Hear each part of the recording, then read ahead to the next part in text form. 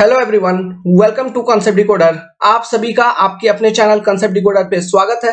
Concept decoder is a platform where you learn civil engineering with complete basic.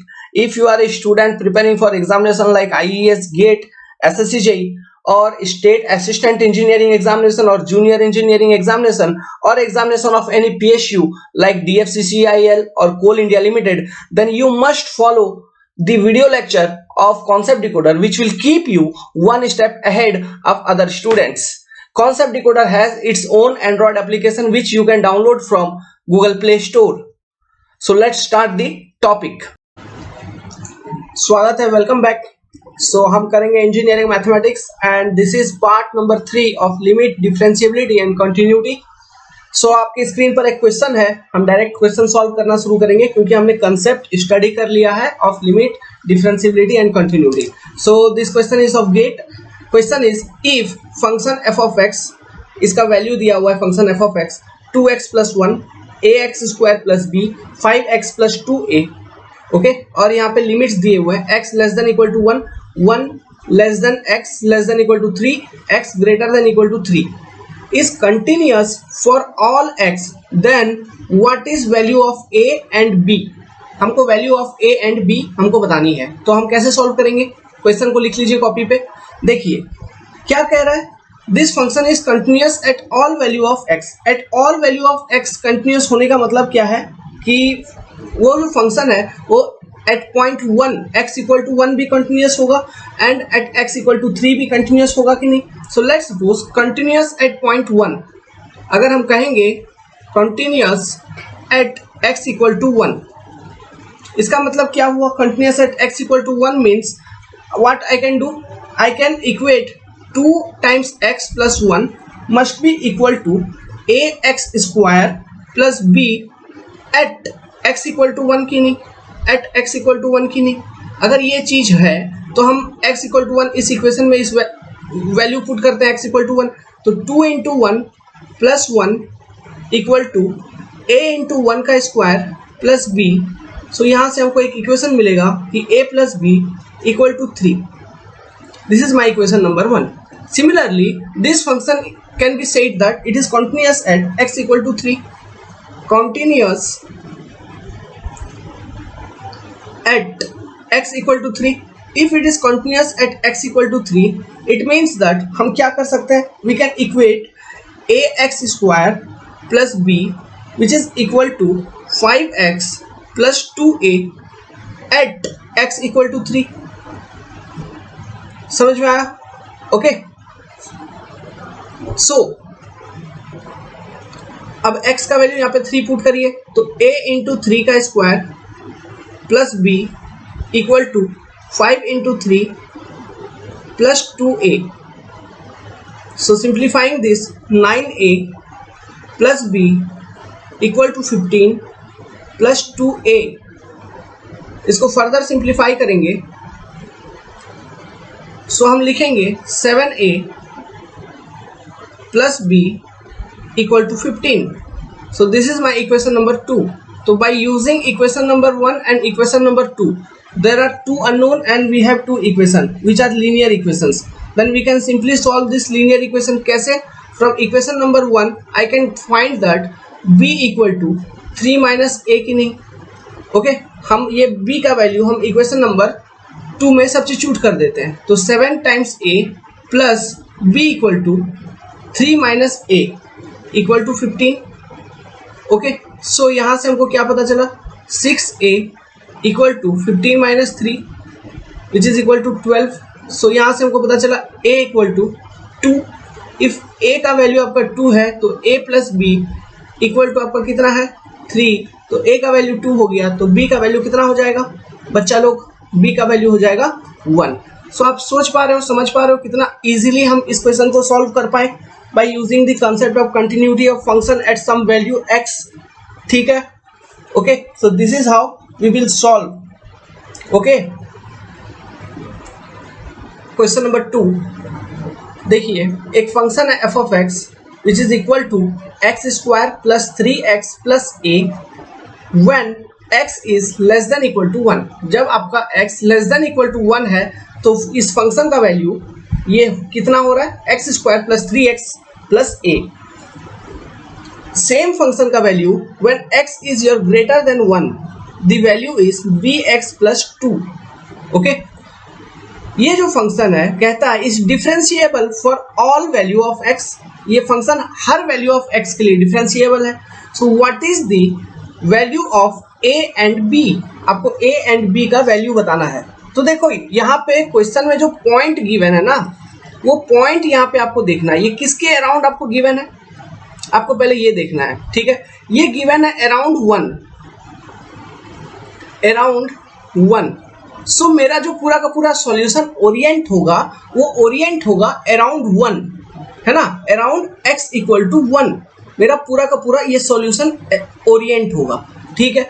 अब ये पूरा solution मैं करूंगा अराउंड x इक्वल टू 1। इतना तो मैंने क्लियर कर लिया। अब देखो यहाँ पे क्वेश्चन में गिवन है कि the function is differentiable for all value of x।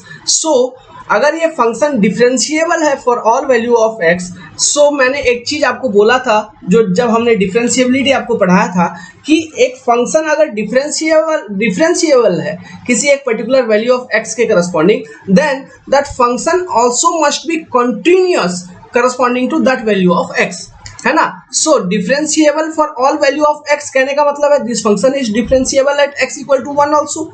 So if this function is differentiable at x equal to 1 means this function is also continuous at x equal to 1 की नहीं। अगर ये जो function है is continuous at x equal to 1, सो हम क्या equation बना सकते हैं? Okay, solution the function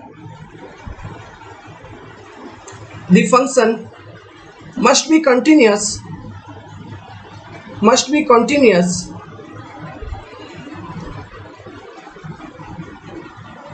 at x equal to 1.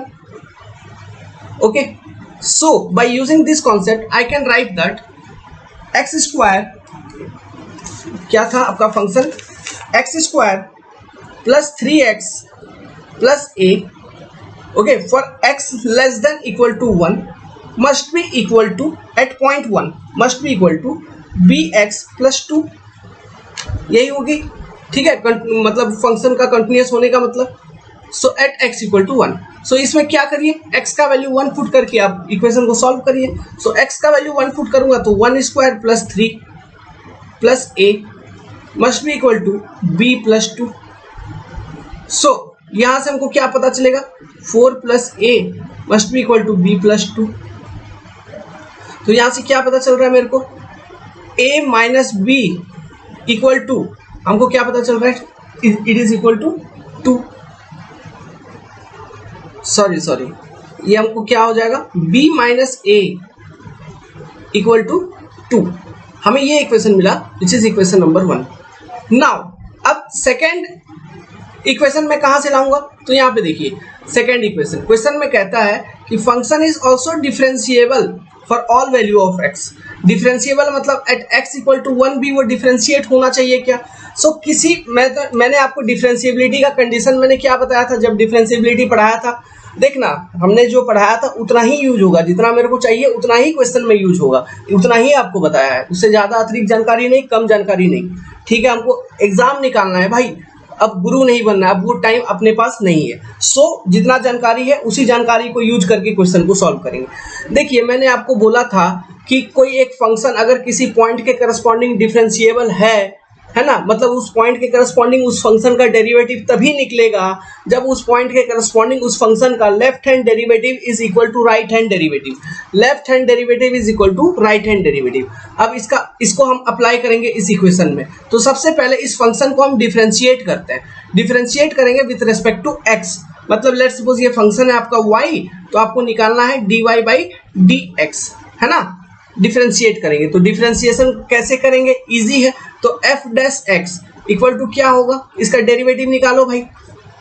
देखो x स्क्वायर का डेरिवेटिव क्या हो जाएगा, 2x प्लस 3x का डेरिवेटिव क्या हो जाएगा, 3 प्लस क्या है a आपका क्या है कांस्टेंट, तो कांस्टेंट का डेरिवेटिव क्या हो जाएगा 0। दिस इज फॉर, ये डिफरेंशिएशन किसके लिए किया आपने, for x less than equal to 1 की नहीं आपने किया। अब देखिए सेकेंड वाले का डिफरेंशिएशन करिए, bx का डेरिवेटिव क्या हो जाएगा, केवल b, ठीक है, और टू आपका कांस्टेंट है, तो 2 का डेरिवेटिव क्या हो जाएगा? 0। दिस डिफरेंशिएशन आपने किसके लिए किया? For x greater than equal to 1 की नहीं, या फिर for x greater than equal to नहीं, फॉर x ग्रेटर देन 1 की नहीं, ये आपको कंडीशन गिवन है।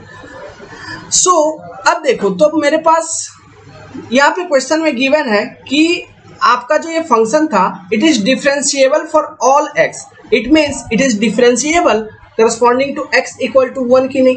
If it is differentiable corresponding to x equal to 1, so इस फंक्शन का left hand derivative must be equal to right hand derivative की नहीं, है ना, at x equal to 1। Left hand derivative करने का मतलब है, देखिए ये आपका पॉइंट है 1, ठीक है, तो लेस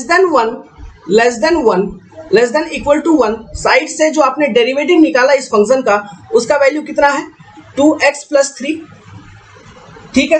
अब ग्रेटर देन 1, ये आपका 1 था, तो ग्रेटर देन 1 मतलब ये इधर होगा राइट हैंड, ठीक है, राइट हैंड, ये आपका लेफ्ट हैंड में लेस देन 1, तो राइट हैंड में आपने इस फंक्शन का डेरिवेटिव कितना निकाला? b, ठीक है।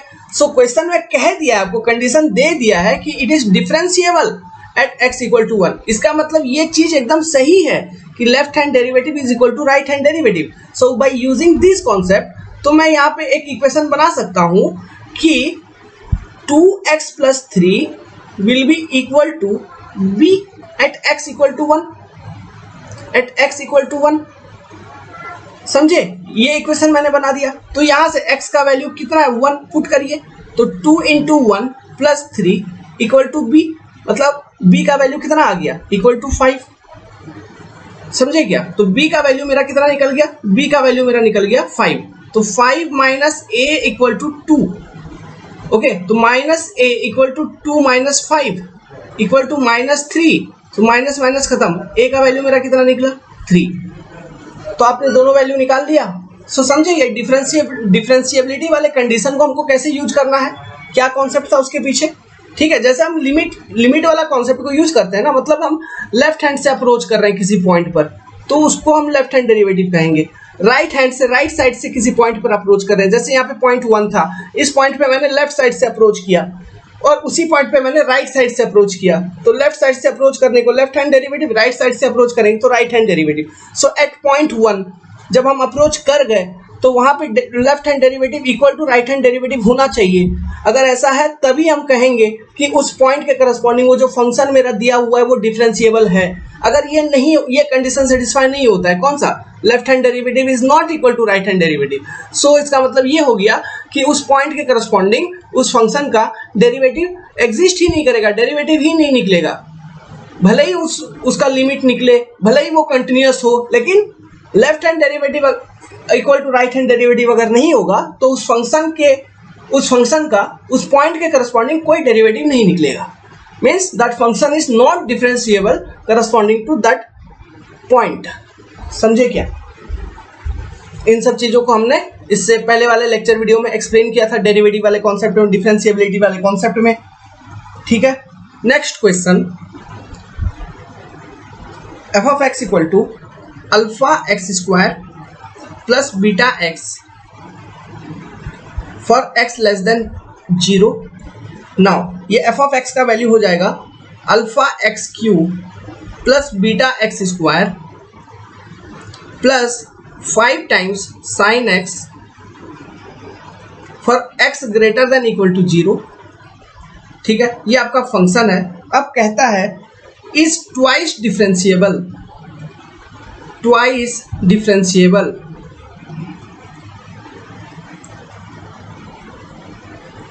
ठीक है। ये 2 बार डिफरेंशिएट हो सकता है किसी पॉइंट पर ये फंक्शन, तो इसका मतलब क्या हुआ?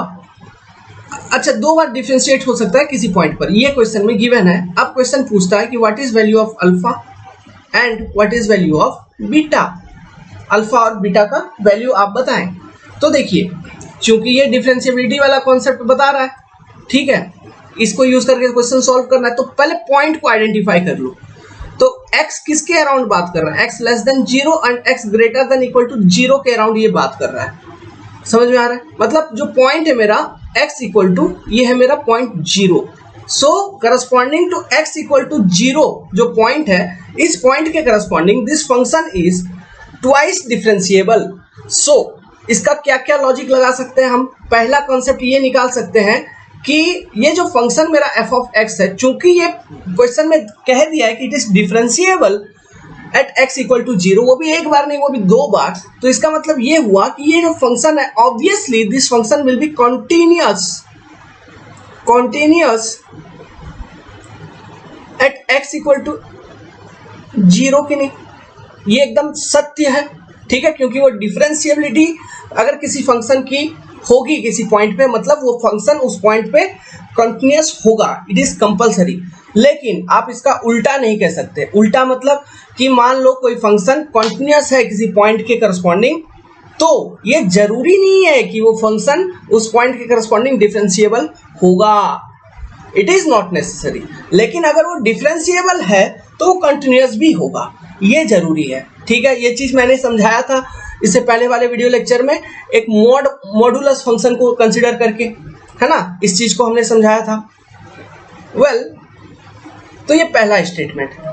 कंटिन्यूटी वाले कॉन्सेप्ट को यूज करके हम यहाँ पे चलिए, at X equal to 0 continuity का अगर बात कर रहा है, तो मैं इक्वेशन क्या लिख सकता हूँ? मैं ये लिख सकता हूँ कि alpha X square plus beta X equal to alpha X cube plus beta X square plus 5 sine X at X equal to 0। हम ये लिख सकते हैं। तो x का वैल्यू इसमें 0 पुट करेंगे तो देखिए 0 इक्वल टू 0 हो गया। तो इससे हमको कुछ मिलेगा क्या?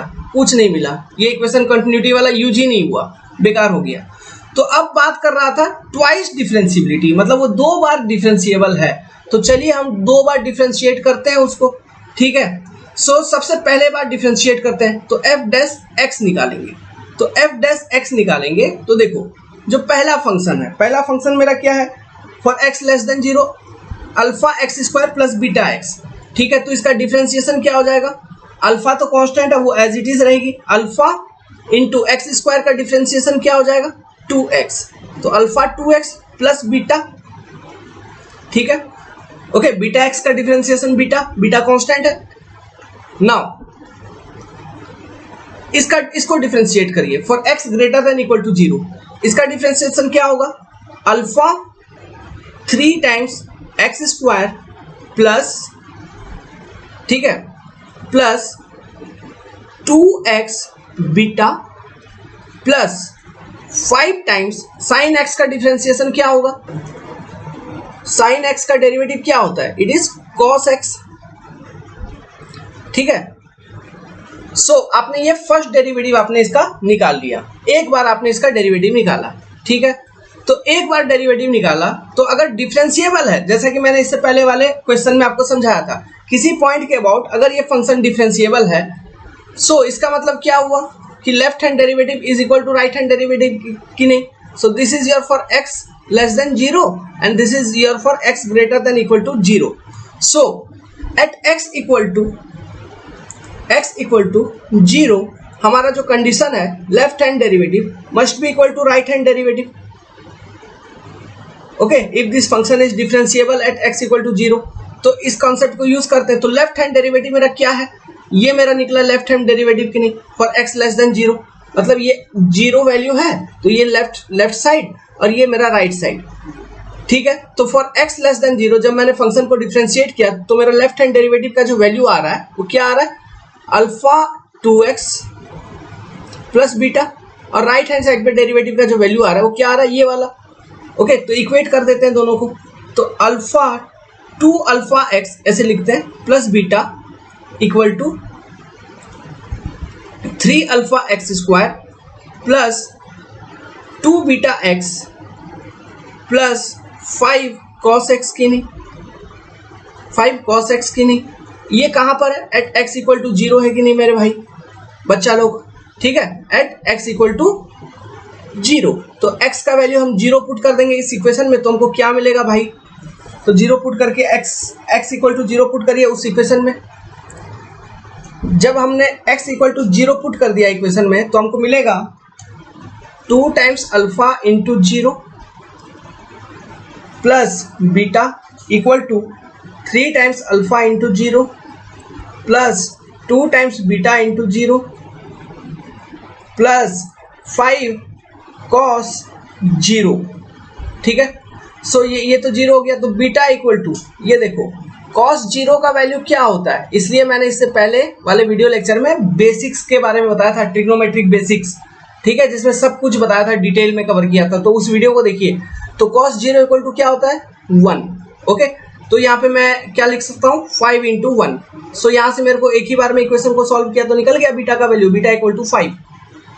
तो बीटा इक्वल टू 5 निकल गया, तो अब हमको क्या निकालना है अल्फा। तो अल्फा मैं कैसे निकालूंगा, मैं किसी एक इक्वेशन को, अगर मैं ऐसा भी सोचूंगा कि चूंकि मेरे को बीटा का वैल्यू निकल गया, कहाँ गया वो क्वेश्चन, कहाँ गया यहाँ, तो चूंकि मेरे को बीटा का वैल्यू निकल गया, सो किसी एक इक्वेशन को यूज करके, जस्ट ए मिनट, वो क्वेश्चन कहाँ गया, हाँ ये रहा आपका क्वेश्चन। चूंकि मेरे को बीटा का वैल्यू निकल गया, सो यहाँ पे दो इक्वेशन गिवन थे, अल्फा एक्स स्क्वायर और ये ऊपर वाला नीचे वाला, तो किसी एक इक्वेशन में बीटा का वैल्यू सब्स्टिट्यूट करके अल्फा निकाल लूंगा क्या, लेकिन ऐसा नहीं हो पाएगा। क्यों, क्योंकि इनके जो वैल्यूज हैं ये किसके ऊपर डिपेंड कर रहे हैं, x के वैल्यूज के ऊपर डिपेंड कर रहे हैं, है ना, तो x भी वहां पर है, तो आप ऐसे नहीं कर सकते। तो हमको क्या करना होगा, क्वेश्चन में एक सेकेंड कंडीशन भी गिवन है, क्वेश्चन में कंडीशन पहले से ही दे दिया कि इट इज ट्वाइस डिफरेंशिएबल, तो मैं f डबल डैश x निकालूंगा क्या, दो बार इसको फिर से डिफरेंशिएट करूंगा। फिर से डिफरेंशिएट करने के लिए हमको क्या करना होगा, ये देखिए, ये जो f डैश है, f एक बार आपने डिफरेंशिएट किया था, इसी को दोबारा डिफरेंशिएट कर दीजिए। तो इसी को जब दोबारा डिफरेंशिएट करेंगे तो ऊपर वाला क्या हो जाएगा, देखो 2, यहाँ पे मैं एक बार लिख देता हूँ, फंक्शन को एक बार यहाँ पे लिख देता हूँ, जो मेरा डिफरेंशिएशन में आया था वो क्या आया था, मेरा पहली बार जब डिफरेंशिएट हमने किया था, तो ये मेरा आया था 2 अल्फा एक्स प्लस बीटा, है ना, फॉर x लेस देन 0, और नीचे मेरा क्या आया था 3 alpha X square plus 2 times beta X plus 5 cos X. ठीक है, ये आया था for x greater than equal to 0, आया था कि नहीं। चलिए, तो ये था मेरा f डैश x। सो f डबल डैश x निकालना है, तो f डैश x को फिर से dx के रेस्पेक्ट में हम डिफरेंशिएट कर देंगे। तो डिफरेंशिएट करेंगे तो हमको क्या मिलेगा, देखिए पहले ऊपर वाला फंक्शन को डिफरेंशिएट करूंगा तो 2 टाइम्स अल्फा, ये तो कांस्टेंट है ना, तो dx by dx equal to 1 हो जाएगा। ओके, मतलब देखो हम क्या कर रहे हैं बेसिकली, मतलब derivative of 2 alpha x by D x आपको निकालना है। तो 2 अल्फा कांस्टेंट है, तो 2 अल्फा बाहर निकालिए, derivative of X with respect to X, ये खत्म, ये हो गया 1। तो आपको क्या बचा डेरिवेटिव 2 अल्फा, तो 2 अल्फा प्लस बीटा, तो आपको कांस्टेंट है, बीटा का वैल्यू कितना है 5 आपको पता है, और वो कांस्टेंट है, तो derivative of constant equal to 0 की नहीं। ठीक है, उसी तरह से 3 अल्फा एक्स स्क्वायर, ओके, तो 3 अल्फा एक्स स्क्वायर को फिर से डिफरेंशिएट करेंगे तो क्या हो जाएगा 6 अल्फा एक्स, मैं लिख सकता हूं कि नहीं, प्लस 2 टाइम्स बीटा, ठीक है, 2 times beta plus 5 cos x. Cos x का डिफरेंशिएशन क्या होगा, माइनस साइन एक्स, समझ रहे हो कि नहीं। सो ये हो गया आपका for X less than equal less than 0, and ये हो गया आपका for x greater than equal to 0। ठीक है, सेकेंड डेरिवेटिव आपने निकाल लिया, this is your first derivative, this is your second derivative, इसको हम क्या कहते हैं, सेकेंड डेरिवेटिव। आपने सेकेंड डेरिवेटिव को भी कैलकुलेट कर लिया। चूंकि क्वेश्चन में एक कंडीशन गिवन था कि at x equal to 0 it is also twice differentiable, so इसका मतलब क्या हुआ कि अगेन वो कंडीशन मेरा वैलिड हो जाएगा कि left hand derivative is equal to right hand derivative की नहीं, RHD, तो एट x इक्वल टू 0 है ना, तो हम पुट कर देंगे, इसका मतलब 2 अल्फा इक्वल टू नीचे वाला इक्वेट कर देंगे। तो इक्वेट करिए, तो मैं लिखूंगा 2 टाइम्स अल्फा इक्वल टू क्या लिखूंगा 6 alpha into X plus 2 times beta minus 5 sine X at x equal to 0 की नहीं, समझ में आया, एट x इक्वल टू 0।